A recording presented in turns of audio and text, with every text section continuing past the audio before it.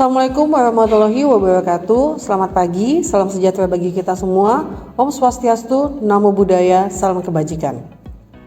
Perkenalkan, saya Inneke Febrina Anggraini, STMSI MT dengan NIDN 0224028001. Saya merupakan dosen di program studi Teknik Analisis Laboratorium Migas, jurusan Teknik Kimia, Politeknik Akam Migas Palembang. Saya merupakan salah satu peserta sertifikasi dosen gelombang 1 tahun 2026 di lingkungan LEDikti Wilayah 2 Kementerian Pendidikan Tinggi Sains dan Teknologi. Video ini saya buat sebagai pernyataan diri dosen dalam unjuk kerja Tridharma Perguruan Tinggi atau PDD UKT-PT khususnya dalam bidang pengajaran. Pada kesempatan ini saya akan memaparkan mata kuliah yang saya ampuh dengan nama mata kuliah yaitu Alat Industri Kimia. Kode mata kuliahnya adalah TLM 2203 dengan bobot 2 SKS di semester 2 dengan sistem pertemuan merupakan tatap muka atau luring dan jumlah pertemuan total pertemuan yaitu adalah 16 kali tatap muka. Deskripsi singkat dari mata kuliah Alat Industri Kimia. Mata kuliah ini mempelajari mengenai peralatan industri kimia yang berkaitan dengan industri migas. Adapun capaian pembelajaran lulusan atau CPL pada mata kuliah Alat Industri Kimia yaitu antara lain, adapun capaian pembelajaran lulusan atau CPL pada mata kuliah Alat Industri Kimia yaitu CPL 2 yaitu mampu menguasai konsep teoritis matematika, terapan dan sains alam, konsep teoritis sains rekayasa, prinsip rekayasa dan analisis bahan baku minyak bumi dan turunannya. CPL 3 yaitu mampu menguasai konsep, prinsip, metode, dan teknik proses pengujian, pengukuran, analisis dari sifat-sifat minyak bumi dan produk-produk turunannya. CPL 6 yaitu mampu menerapkan kemampuan menulis dan berbicara dan mampu memanfaatkan literasi dalam berkomunikasi. Dan CPL 8 yaitu memiliki komitmen terhadap kualitas tenggat waktu dan perbaikan berkelanjutan. Adapun tujuan belajar pada mata kuliah ini yaitu agar mahasiswa mampu menjelaskan dan menguasai materi mengenai pipa dan cup, menguasai materi mengenai valve dan penggolongannya, mampu menjelaskan mengenai pompa serta penggolongannya dan cara kerjanya, kemudian mampu menjelaskan mengenai kompresor serta penggolongannya dan cara kerjanya, beserta mampu membuat alat filtrasi menggunakan peralatan yang dibahas pada mata kuliah ini beserta dengan presentasi yang merupakan hasil dari proyek. Pokok bahasan dalam mata kuliah Alat Industri Kimia ini meliputi gambaran umum mengenai peralatan industri yang ada di dunia migas, kemudian ada pipa dan cup, valve atau keranan, pompa, kompresor, dan satu lagi adalah proyek pembuatan filter air. Metode pembelajaran yang digunakan antara lain ceramah, diskusi dan tanya jawab serta studi kasus. Media yang digunakan merupakan media pembelajaran yang digunakan berupa PowerPoint, video dan menggunakan laptop, LCD projector dan whiteboard beserta dengan peralatan yang akan digunakan sebagai bahan proyek. Dalam mata kuliah ini, teknik penilaian diambil melalui yang pertama yaitu keaktifan dan kehadiran dengan persentase atau bobot 10%, tugas dan kuis dengan bobot 20%, UTS atau ujian tengah semester dengan bobot 30% dan ujian akhir semester atau bobotnya sebesar 40%. Selanjutnya berikut ini merupakan video pembelajaran yang akan saya bawakan untuk mata kuliah Alat Industri Kimia pada tatap muka ke-4. Selamat menyaksikan. Oke ya, selamat pagi. Assalamualaikum warahmatullahi wabarakatuh. Waalaikumsalam warahmatullahi wabarakatuh. Gimana kondisinya, sehat nggak hari ini? Alhamdulillah. Alhamdulillah. Semoga hari ini kalian bisa menerima materi yang hari ini akan saya berikan dengan baik. Dan ini sebetulnya adalah lanjutan dari materi kita yang kemarin sudah sempat kita bahas. Kali ini adalah kita tatap muka ke-4, minggu ke-4. Jadi ada nanti beberapa catatan yang harus kalian garis bawahi supaya nanti untuk pada saat pelaksanaan tugas itu bisa dilakukan dengan baik gitu ya. Jadi materi yang sudah kita bahas kemarin nanti akan kita tambahkan dengan materi ini supaya tugasnya nanti pada saat di menjelang beberapa minggu terakhir sebelum kita UAS itu bisa dilaksanakan. Sebelum kita mulai kegiatan kita pada pagi hari ini, siapa yang mau pimpin doa? Saya. Oke, Bapak. Bila rekan-rekan semuanya, sebelum kita mulai pertemuan pada hari ini, mari kita berdoa. Berdoa dimulai.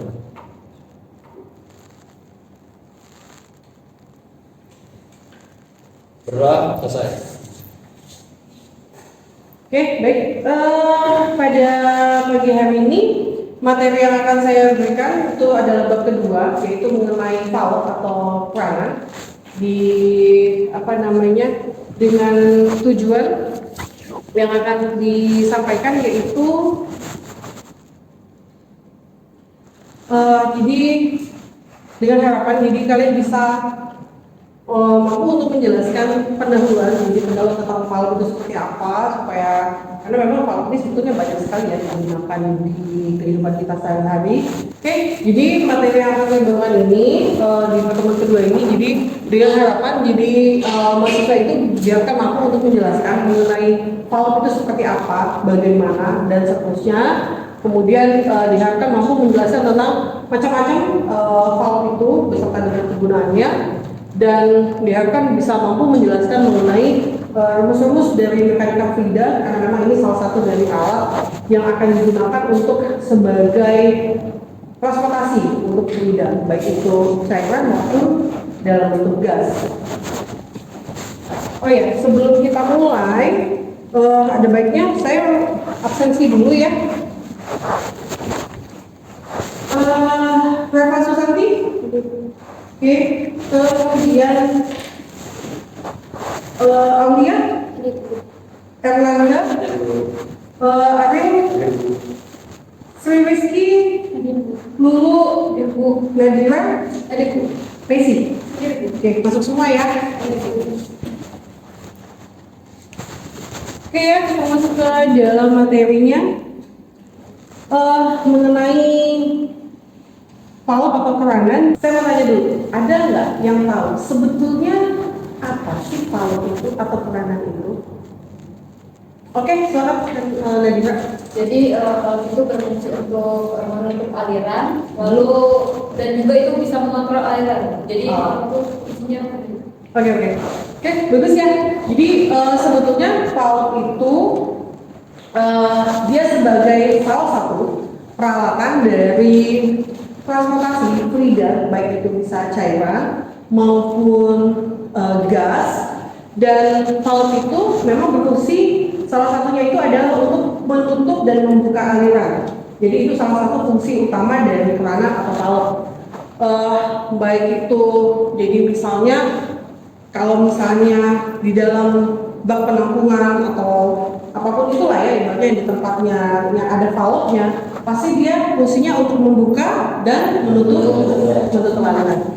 Kemudian yang pasti fungsi yang lainnya, dia akan seperti kata Nadira tadi, mengontrol alirannya. Jadi dia akan mengatur besar, kecil, atau mungkin kita misalnya mau full, otomatis dibuka habis gitu kan, supaya alirannya bisa cepat.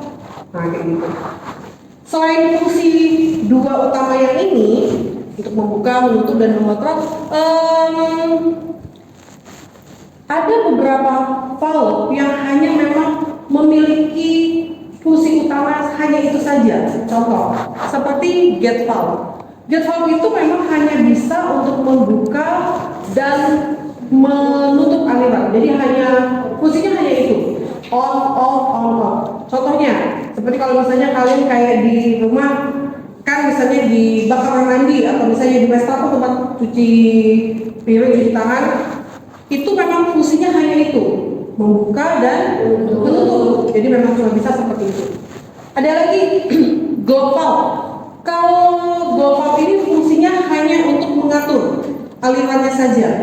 Jadi apakah alirannya itu mau satu arah gitu kan, kecepatannya seperti apa. Jadi fungsinya itu hanya dimiliki oleh si glow valve tadi.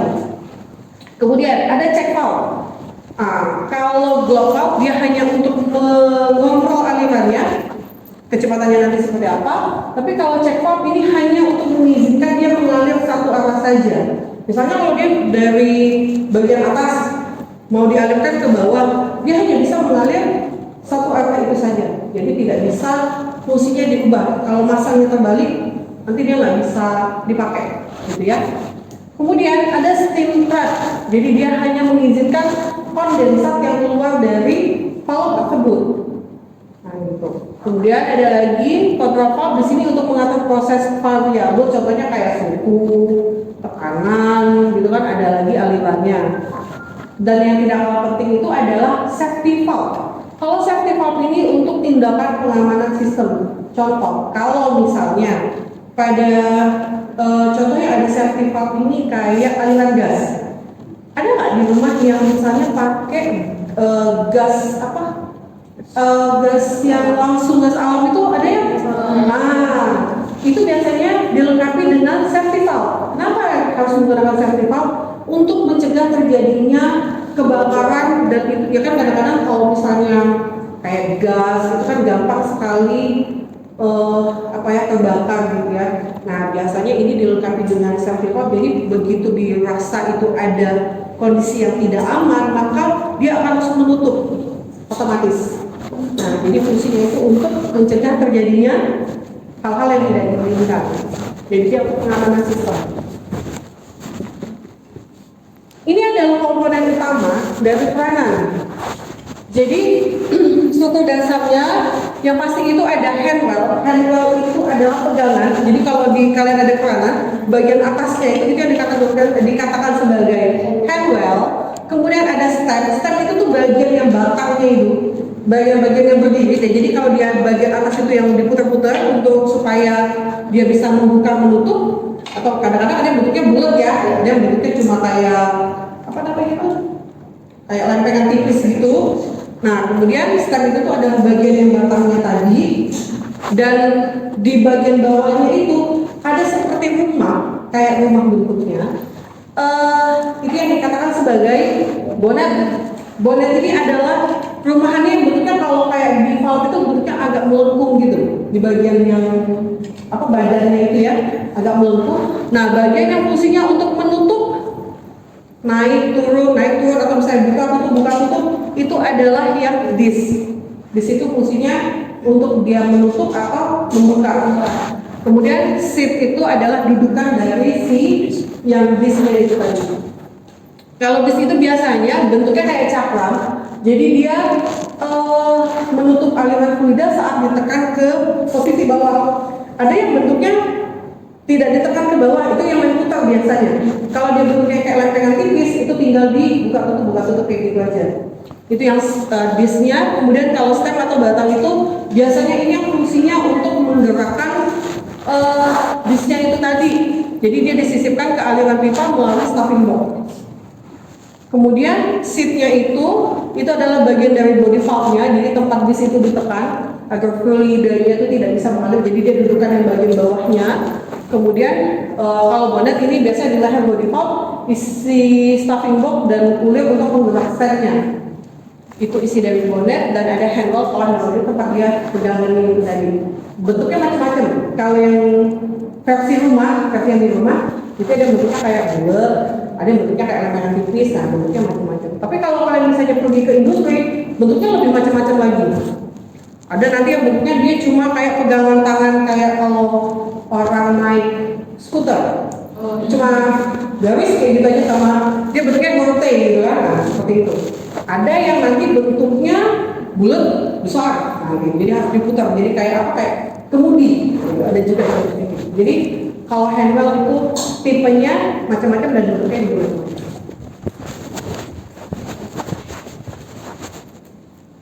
Selanjutnya, ini ada beberapa jenis-jenis gate valve. Jika ditinjau dari pergerakan stemnya atau batangnya ini tadi. Yang pertama itu adalah rising stem, gate valve. Jadi stem dan disk itu akan sama-sama bergerak saat dia membuka atau menutup. Itu pasti geraknya bareng, karena satu bagian. Jadi kalau ini stemnya, bawahnya ada disknya. Kalau ini naik, dia itu naik, karena satu bagian ya. begitu dia turun, dia turun. Terus ada lagi non-rising stem gate valve. Ini disknya bergerak hanya pada bagian ulirnya saja, stemnya tidak ikut naik turun. Jadi penguncinya itu adalah si stemnya atau batangnya. Tapi posisi si disknya itu masuk di situ. Jadi yang dibuka hanya bagian stemnya saja. Jadi disknya mantap di bawah. Yang bergerak naik turun hanya stemnya saja. Kemudian ada old screw and yoke valve atau OC. Jadi dia stemnya bergerak pada bagian ulir yang terdapat pada handwell. Nanti saya kasih contoh bentuknya. Jadi kalau keuntungan dari OC atau old screw and yoke valve ini, dia akan mengurangi kerusakan pada stuffing box. Jadi stuffing boxnya itu yang bagian satu set yang si bonnet sama seatnya ini akan jadi mengurangi tingkat kerusakan pada si bonnet dengan seatnya itu tadi. Kemudian biasanya ini digunakan khusus untuk fluida yang sangat korosif. Nah, gitu ya. Kemudian ulirnya itu tidak akan terkena dari fluida, dia nggak kecil banget ke dalam fluidanya. Dan posisi buka tutup terlihat dari luar. Jadi kamu bisa ngeceknya. Jadi contohnya gini. Ini ada gambarnya. Nah, ini bentuknya.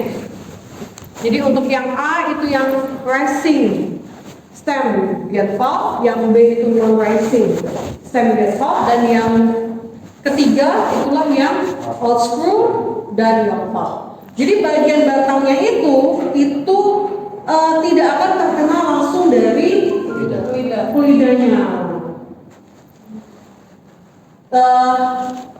Kira-kira menurut kalian, di mana bisa ketemu alat-alat seperti ini?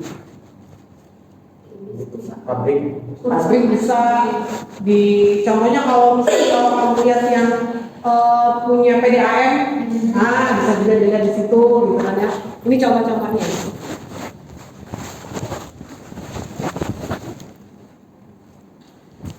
Selanjutnya kita masuk ke tipe yang kedua, yaitu globe valve. Globe valve ini biasanya digunakan untuk mengatur aliran. Jadi aliran itu tidak akan langsung terhalang dan berubah arah setiap saat. Karena apa? Diatur oleh dia, diatur oleh si globe valve ini tadi. Dan biasanya ini digunakan untuk yang memiliki tekanan yang tinggi atau besar. Disknya nggak gampang rusak. Tapi biasanya ini tidak akan kita gunakan di rumahan. Pasti ini digunakannya di industri. Dan biasanya hanya untuk satu aliran saja. Kalau dipasang terbalik, kalau gate valve tadi boleh ya, mau kita pasang ke kanan, ke kiri, ke bawah, ke atas, itu bisa semua. Tapi khusus untuk globe valve ini tidak bisa dipasang terbalik. Kalau dia dipasang terbalik, biasanya nggak bakalan ngalir. Jadi nggak bisa ngalir dia. Modifikasinya ada disk globe valve. Jadi disknya itu bentuknya kayak cakram, bulat. Ada angle valve. Ini outletnya membentuk sudut 90 derajat dengan inletnya. Jadi bentuknya kayak gini. Jadi kalau misalnya ini alirannya lurus, nanti keluarnya ke arah samping. Bentuknya 90 derajat. Kemudian ada needle globe valve. Ini biasanya untuk presisi control flow rate. Ujung disknya itu bentuknya runcing. Bentuknya runcing itu ya. Jadi kayak apa ya? Kayak kalau kita pakai jangka. Nah, ujungnya runcing. Nah, ini dia. Kalau Y globe valve ini outletnya membentuk sudut 45 derajat dengan inletnya.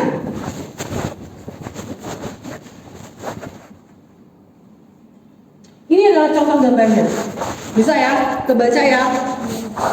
Oke, jadi kalau yang A itu adalah disk globe valve, bawahnya itu bentuknya bulat kayak cakram, jadi kayak apa ya? Nyebut kayak batang stemnya itu. Terus kalau yang B ini yang needle valve, nah itu yang saya bilang bentuknya tadi munci. Jadi kalau kita tuh kayak ujung pensil, nah gitu. Terus kalau yang C itu itu yang angle valve, ini yang nanti membentuk sudut 90 derajat. Jadi kalau dia aliran dari bawah, itu nanti akan langsung dialirkan ke sampingnya.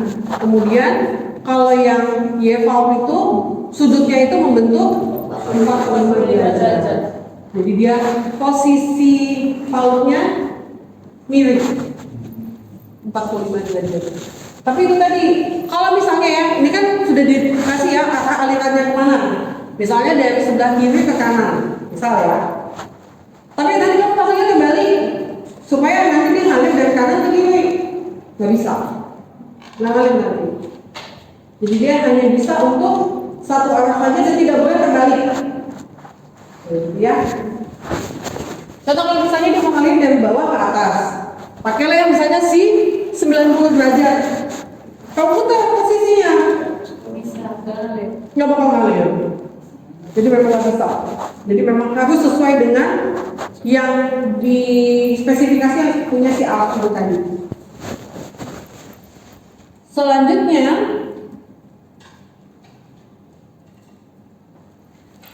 ada plug box, kemudian ada slack valve dan ada butterfly.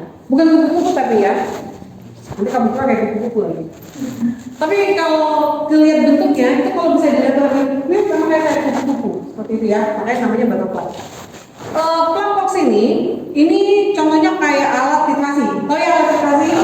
Oh ya pegangannya kalau di bagian duret itu ya. Nah bentuknya seperti itu. Jadi terdapat lubang yang menutup dan membuka dengan memutar lubangnya itu. Tahu kan ya? Nah, oke. Siapa yang mau pernah titrasi di sini? Masih pernah semua dong. Kemudian ada lagi slide valve, dipasang flat plate, piring tipis, secara paralel atau 90 derajat terhadap arah aliran. Biasanya ini digunakan di bagian storage. Jadi kalau misalnya slide ini, jadi dia geser, diputar dan digeser si piringan tipisnya itu tadi. Kalau yang butterfly ini dipasang piringan tipis, flat plate-nya, bentuknya kayak bis, tapi paralel. Terus dengan arah aliran digerakkan dengan operating level. Nah, bentuknya seperti ini. Kelihatan nggak? Ada ya? Jadi kalau bagian yang atas itu yang plug box. Bagian yang ini yang bentuknya hampir kayak si disknya itulah yang dikatakan sebagai portnya itu, bagian menutupnya, bagian penguncinya. Kalau yang di flat valve ini itu yang bagian tengah itu yang ada handle-nya itu dibuka tutup. Jadi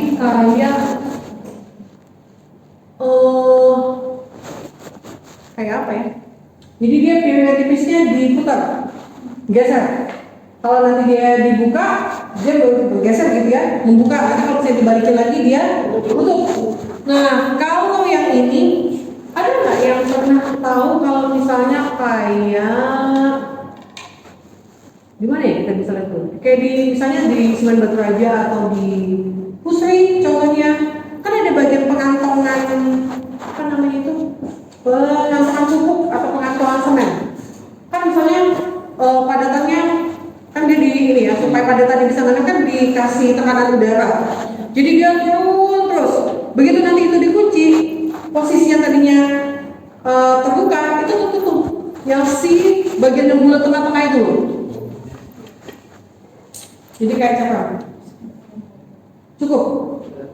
Ya sudah. Dia dulu kita. Penutup ya. Oke ya.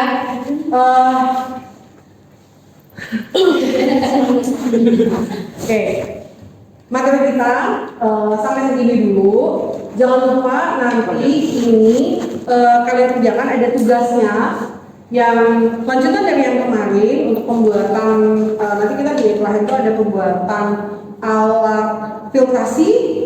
Jadi nanti silakan tentukan bersama dengan kelompoknya. Kan kemarin kelompok udah kita bagi ya. Oke, jadi nanti silakan tentukan dengan kelompoknya.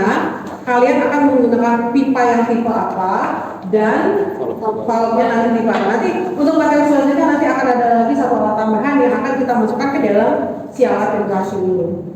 Oke ya, sebelum ditutup, silakan Pak Erlangga pimpin lagi doanya. Baik, untuk mengakhiri pertemuan kita hari ini, mari kita berdoa, dimulai.